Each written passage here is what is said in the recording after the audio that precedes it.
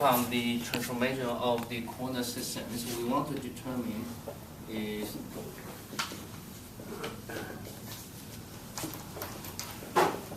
determine orbit from a single radar observations.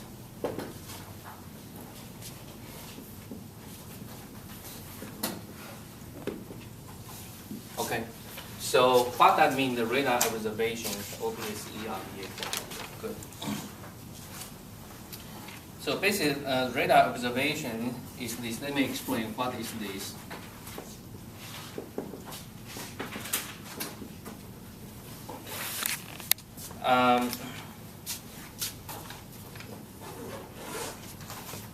So again,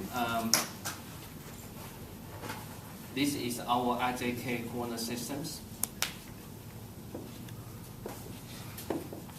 Say here, this is our barracks and our campus here. So here we can make determine this will be our theta, and this is the latitude. Let me call L, whatever. Okay. So from here we know right now. Assume we are able to identify the SEZ.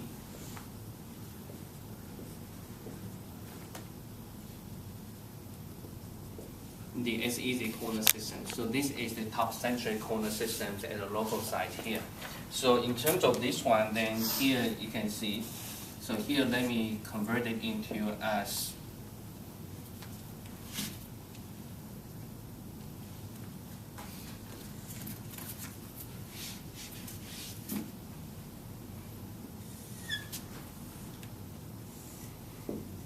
using right hand rule, EZ. So this is our local top centric coordinate systems. And for example, here this is the radar, which means on the top of the buildings. Okay, we put the origin there. Okay, and whatever they receive the data, then that regarding is locations of satellites. So for example, here this is the satellite.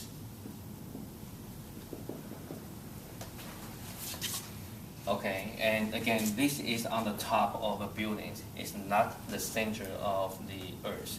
Simply, we want to observe is from the facilities here. So here we have, for example, say distance we can measure, and this is defined by rho. Okay, and in terms of this, and let me define the angle.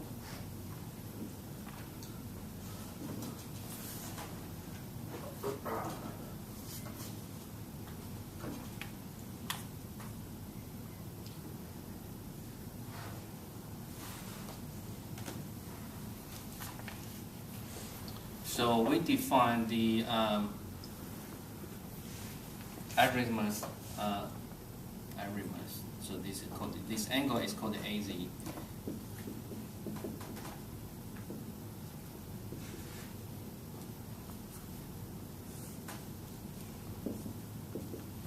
Okay, I simply follow up the notation from our textbook, and this angle is measured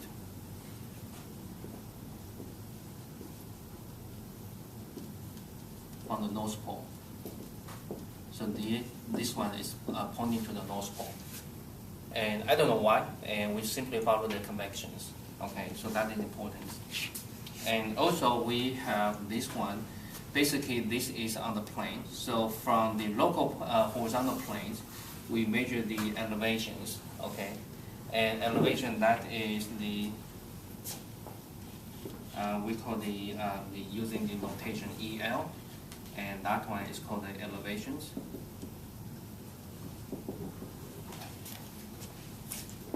Angle. Okay, elevation angle basically measured from the local horizontal plane. So we have basically apparently this is a spherical coordinate systems. Okay, so basically I conceptually rho azimuth and elevation angles are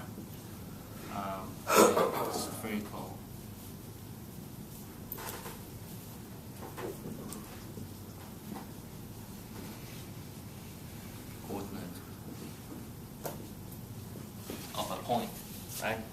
Okay, so basically from here we can adopt the spherical coordinate systems to describe.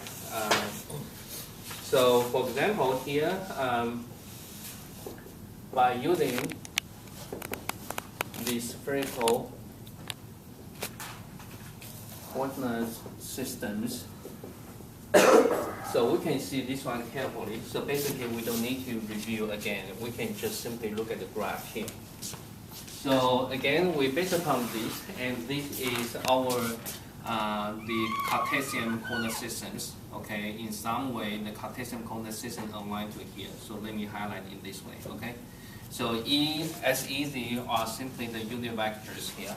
So now we want to project the components into here. So right now we already have a vertical projection, and right now I simply project into this one, parallel to E axis, and then this one is parallel to this X axis, and this one is a vertical one. Okay, so simply you can see by doing this kind of projections, we have three components graphically shown in here. Okay, so basically this is the component in E direction. This one is a component in S direction. This is a component in Z direction. Graphically, this is very clear. Am I right?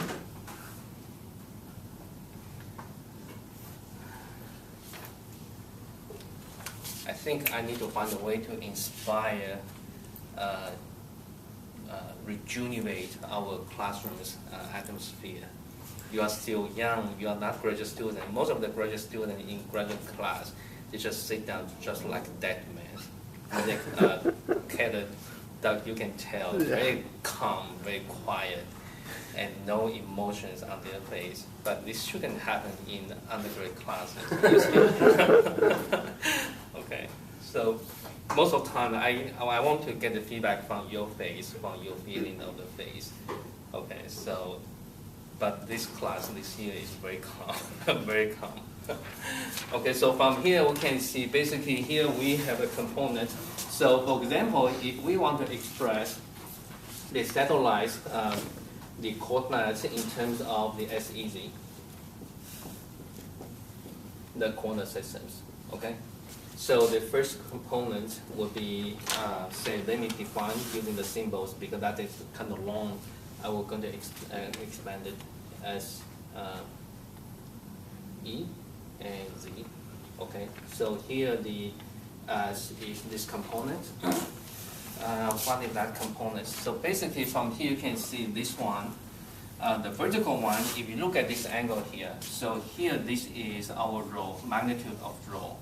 And here this is our elevations angle, right?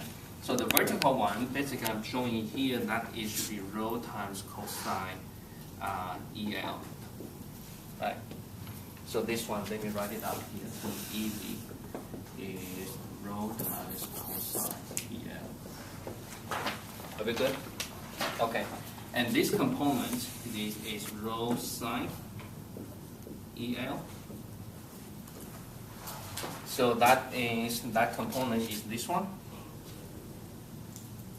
So this one is rho sine EL.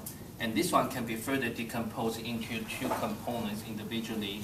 So here for this one, we need to decompose onto this one. So here, let me do this one here. So right now we have is, this is a site, and this one should be rho sine EL. And this one is a projection of this amount taking sine or cosine. Anyone? Taking the sine, right? Do you want me to draw another angles here? So here, so say this is, let me draw in this parallel way, okay? So this is the rho sine EL. So this is AZ. Okay, so this amount is this one. Will that be clear? Okay, need a little bit more exercise. So here for this one, this is components in the E direction. So here, rho E direction, you can see is rho sine EL, and taking the sine component, so sine AZ. Okay, so in the S directions, so that is rho sine EL and cosine AZ direction. Any mistake here? In terms of our notation, because we measure the AZ from the North Pole, so basically here this projection is in the negative S direction. So here you need to put a minus sign here. That is the reason caused by this weird convection of the angle measurement. They measure the angle from the azimuth, the angle from North Pole, not from the South Pole. I don't know why. We follow this sign convention, the kind of angle convention. So due to that one, this should be negative here. Okay.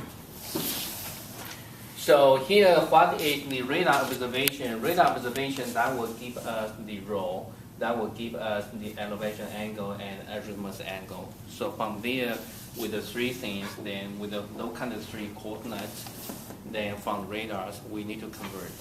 Okay, so that is what we're doing here. So that is for locations. And again, here we emphasize is as easy in the topocentric. Everything reading is about topocentric. So how about velocity? And here again, we're still in the local coordinate systems. And here we simply take the derivative. Okay, and we take the derivative. Here, let me rewrite. So rho equal to SEZ equal to rho S, and let me use the unit vector and rho E vector and rho SEZ and Z vectors. Okay, so those one are the unit vectors in the SEZ coordinate systems. Okay, those ones are unit vectors.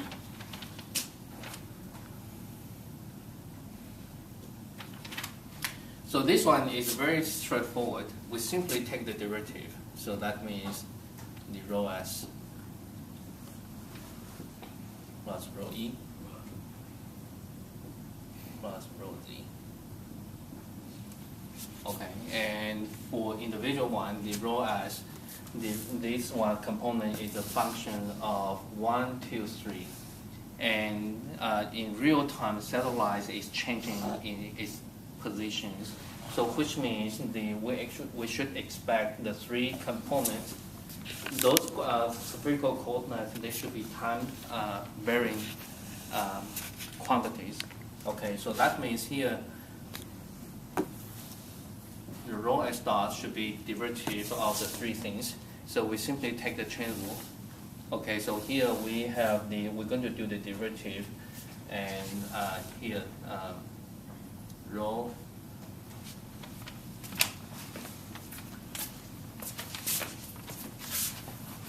note rho azimuth angle and EL are time varying. Okay, so in this way we can take the derivative very naturally. So that will be the derivative of the whole things minus rho sine EL and cosine AZ. So here we have three time-dependent quantities. We simply take the chain rule individually, and that will have a long writing. If we don't like to write, and that's okay, we can always copy from our textbook. We can write, okay, so here should be minus rho dot.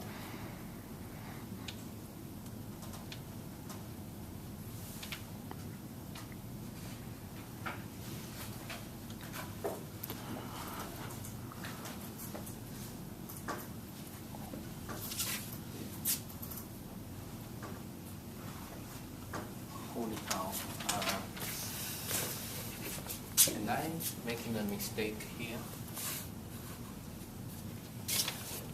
You see, I made a mistake. You can tell me. This should be sine, and this should be cosine, right?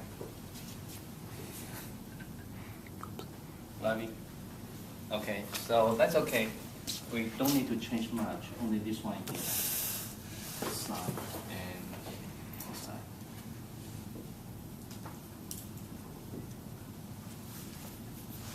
That's it. Not much. Sorry.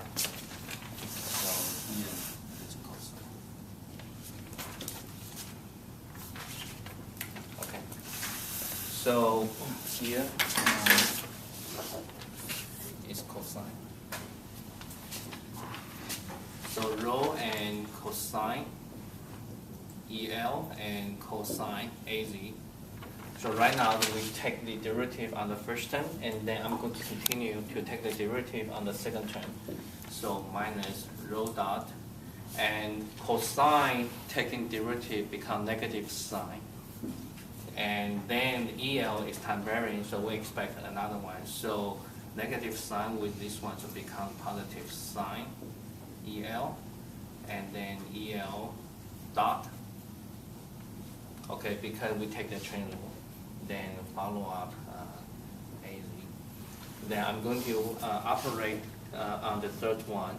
So minus, let me copy the first two terms here. And derivative of cosine again becomes sine. So a minus sine, so getting minus positive AZ. And the same thing, derivative on this quantity, AZ. That's it. Okay, so if you wish, I would say here the easy will be derivative. If you like, you can continue. Okay, I leave this one for you. And those one is not critical, and so here I would dare to skip it. Okay, so if you like, you can leave about 2 inch, about 1 inch of the space in your lecture notes to write it down. Okay, and for the two equations, very long writing, but very, very straightforward here. Okay. So from here, the quick things is here. You can see. Let me utilize the whole thing to explain. So once we have radar observation, what is it? So basically, that will give us the quantities. It will provide us the 3 quantities. So with these quantities, we're going to do transformations and determine the orbit. And what that means, we are given the orbit quantities. We want to determine the orbits. And how to determine the orbits? And that's come to the first set of the homework. How to determine the orbit? If you remember, if we have the R and V, then we can determine all the orbital elements, right? So that is the exercise of the homework for you this weekend. So that means we want to, from radars readings, to calculate R and V. In particular, R and V is in IJK. IJK is the one initial corner systems. So by all means, our goal in this section is to get from there to here, and quite a bit of work. And right now we are doing is we have from the fundamental spherical corner systems, we are able to get those informations described in local corner system as easy. So now here we have is this thing. We have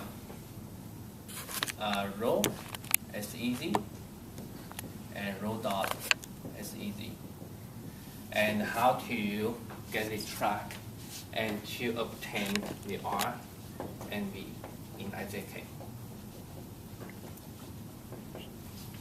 Think about this, and next time we will come back to fill out this gap. Okay, and this one basically involves the transformation, translation, and rotation of the corner systems, and that is very fundamental, but simply applied to here.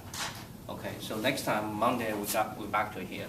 And I will gradually activate the other the home appliance. So this morning I just activate. You can turn it on. Thank you.